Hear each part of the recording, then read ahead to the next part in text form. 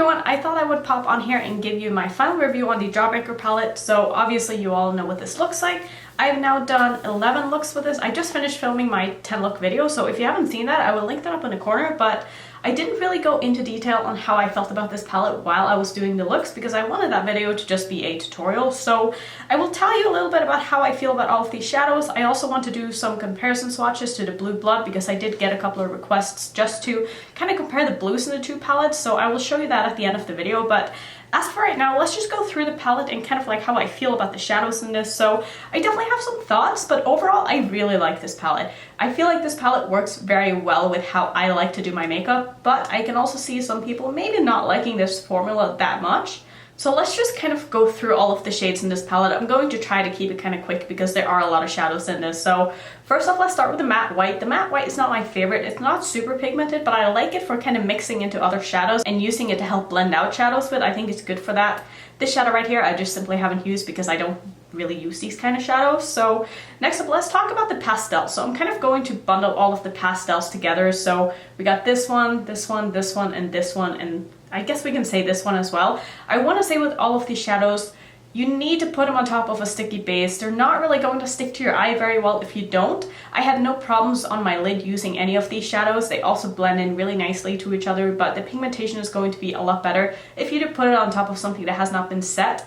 I noticed when I was doing my lower lash line and I was putting down some of the pastels that they would show up really nicely at first, but it would kind of fade away very quickly because it's so powdery that it kind of just like fluffs away. So as soon as you go in and you start blending out something that you put on top of your lower lash line that you haven't set, the pigment isn't going to stay in your eyes, and it also fades really quickly during the day. So I had to kind of go in with some eyeshadow primer a lot of the time on my lower lash line before going in with the shadows, which I know a lot of people do that anyway, but just like a little heads up that it might be a better idea to do that if you are wanting to put some of the pastels on your lower lash line. The same kind of goes for the inner corner. When I did that, I found that the pigmentation wasn't as strong as it would have been if I did put it on top of a tacky base, so just kind of something to keep in mind.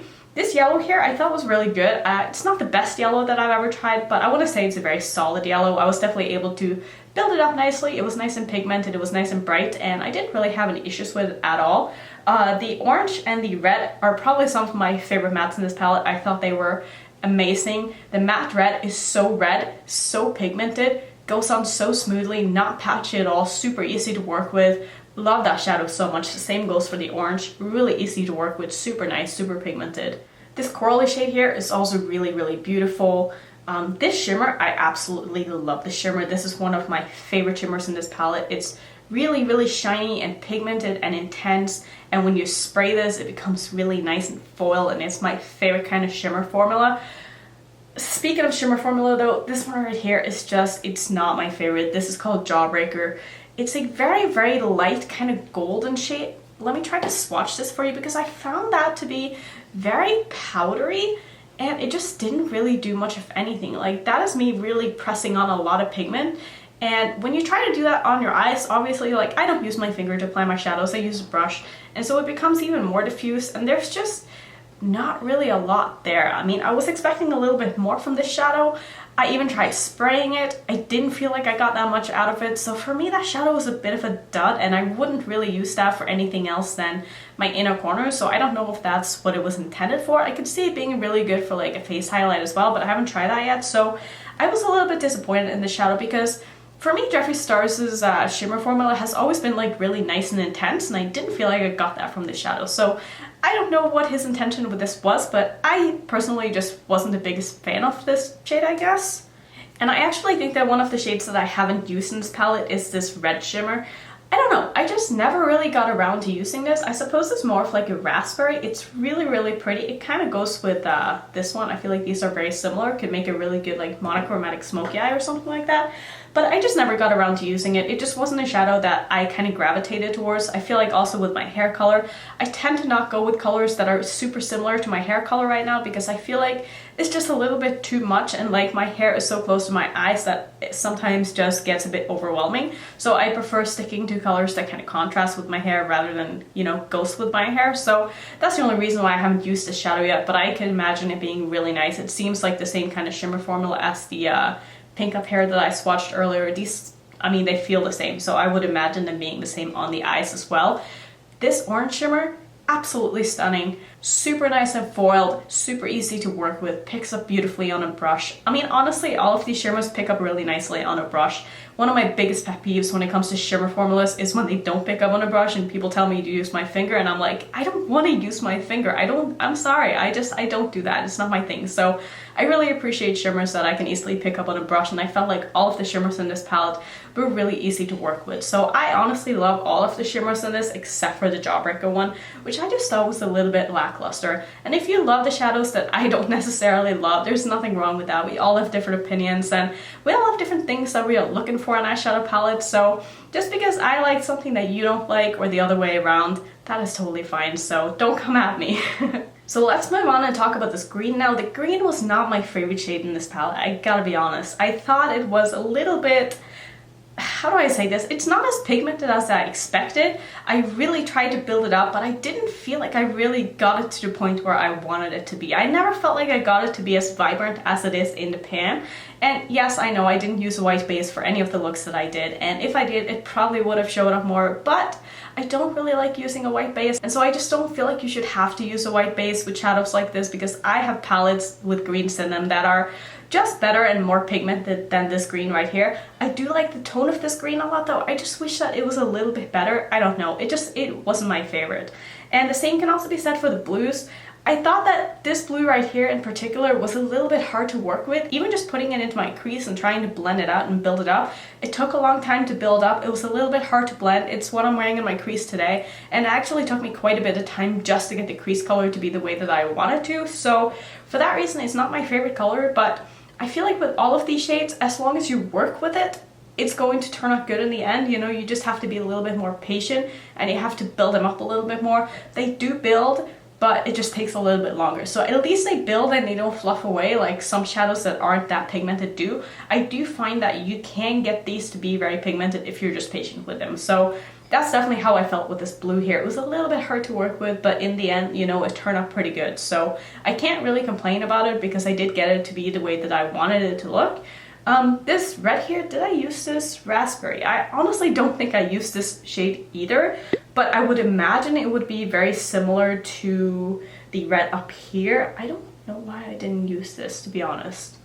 I don't know, but I'm just gonna skip it because I don't really have anything to say about it, which is weird because I've done so many looks. You would think I'd used all of the shades, and I tried really hard to use all of them, but I guess there were just some shadows that I gravitated towards more than others, and this was just one of those that, again, it just kind of, you know, with my hair, it's just a bit much, so I just didn't really gravitate towards it. So this pink shimmer here, absolutely stunning. It's what I have in my halo eye today. Love it. I think it's beautiful. I also used this all over my lid in a pink smoky eye, and it was beautiful. This right here, this yellow right here, is probably my favorite shade in this palette. It is called Lemon Drop. I am a sucker for like a yellow gold or golden yellow or just a yellow shimmer in general. I love those kind of shades. It was in my inner corner today. I think this shadow goes so well with so many of the shadows in this palette. I really like when there is a yellow because I feel like I can put it in my inner corner with every single look. So this is what I gravitated towards a lot when I did my inner corner highlights, not so much this one right here. This one is nice too, and I feel like maybe if you layer this one on top of Lemon Drop, it could be a little bit more intense. So I really love this. This purple shimmer is stunning, absolutely stunning. But oh my god, does it stain. It stains so badly. If you have the Blue Blood palette and you have tried the, what's it called? It's called Ocean Eyes, which is the shadow right here. If you ever tried this and you know how much this one stains, the one in the Jawbreaker palette stains just as badly. Like it's pretty bad. Like my whole eye was pink after I used that shadow, so I haven't really used it since because I've done so many looks in a row and I didn't want my eyes to be completely stained every time I went in with a new look. So I kind of steered away from it. So yeah, I mean, it's a beautiful shadow, don't get me wrong. I love it, but it just keep in mind, it stains, okay? Cherry Wet, absolutely love it. I think it's a beautiful color. This brown here, it's a bit hard to blend. I find that with a lot of Jeffree Star's darker colors, that when you put them down on their own and you try to blend them, they're pretty hard to blend. And sometimes a lot of his darker shadows work a lot better as a deepening shade. Given that you have something already in your crease and you go to blend, it works a lot better that way. And they also do really blend nicely and build nicely onto other shadows.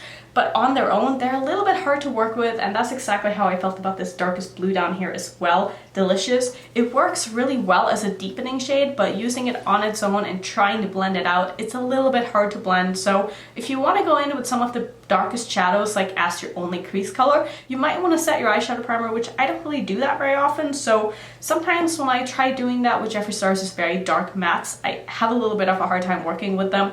But like I said, you could just go in and set your eyeshadow primer or only use it to deepen up shadows with, and it would work really well. I do really like it. I think it's a very nice and opaque, and it just works well for deepening up anything. So I really do like that he added this into the palette. It adds a lot of depth, and it also goes with so many of the mattes in this palette. I feel like you can honestly use this shadow to deepen up every single matte, and it's not going to get muddy. And I really appreciate when a palette has a very, very dark matte, because I like to have dimension in my looks. I like my looks to be very intense and very bold and very bright, and so I like having a shadow like that. As for Cone, I only really used this as a transition shade once when I did a bit of a neutral look, which I just don't really work with those kind of shadows. I can't tell you much about it, honestly. I will say though, it did show up on my eyes. It was a very nice transition shade if that is something that you like to use. So overall for this palette, I mean, I like it a lot. Let me just look at my phone and see if I have any notes here on things that I want to mention that I forgot. So I don't think so. I do also just want to quickly say that there is a little bit of kick up in a lot of these mattes, but there's also like no fallout. I think I had fallout in maybe one of the looks I do. Now I am pretty careful when I do my makeup, so I'm just used to not getting a lot of fallout because I've taught myself how to apply shadows onto my eyes to prevent fallout, but I didn't find that a lot of these shadows had much fallout at all, which is great because I prefer doing my face before I do my eyes. So for me to know that I can use this palette and not expect a lot of fallout, that is absolutely awesome. So let me do some comparisons just between the blue shadows in the Blue Blood and the blue shadows in the Jawbreaker palette. So the ones that I'm going to be swatching is going to be Brain Freeze, Soaked, and Delicious. So here are the shadows from the Jawbreaker palette, and next up in Blue Blood I'm going to swatch. So I'm gonna do Blue Blood, I'm Cold, Blue Monday, and then Jawbreaker? No, Undertaker. I don't know why I said Jawbreaker, wow. So here you can see them. I mean, they're a little bit similar, but I wouldn't say that any of them are really dupes. You can definitely get like the same kind of looks out of them. If you put them on the eyes, they're going to probably look pretty similar, but like looking at them up close, I don't really see any exact dupe. So, you know, if you're wondering if you needed more blues in your collection, if you already have Blue Blood, I don't think you would mind having the extra blues that are in the Jawbreaker palette. And also if you were wondering if you could get this and you don't have Blue Blood, you probably could, to be honest, because like I said, they are pretty similar, and on the eyes I don't think they would look very different. So I don't know, it's up to you. I mean, I really like this palette. This palette is basically made for me. This color story is absolutely beautiful. I had a really good time working with this. I can't wait to play more with this. Honestly, I don't think I will ever run out of ideas of looks to do with this because the possibilities are just endless, and I really like this palette. So those are going to be my thoughts on it. I think this is definitely going to be my new favorite Jeffree Star palette. I also just really like the sleek packaging of this. I am so over the bulky packaging personally. I think it's so nice that he finally went back to using cardboard because it's just so much easier all around. So I guess that is going to be my thoughts on this palette. I don't think there was anything else I wanted to add. Let me know if you've tried this palette. Let me know how you feel about it. I would love to hear your opinions. So if you want to see more reviews from me, I will pop some up on the screen so you can go check those out. And if you're new to my channel, I would love it if you would consider subscribing. I'll see you in my next one. Bye.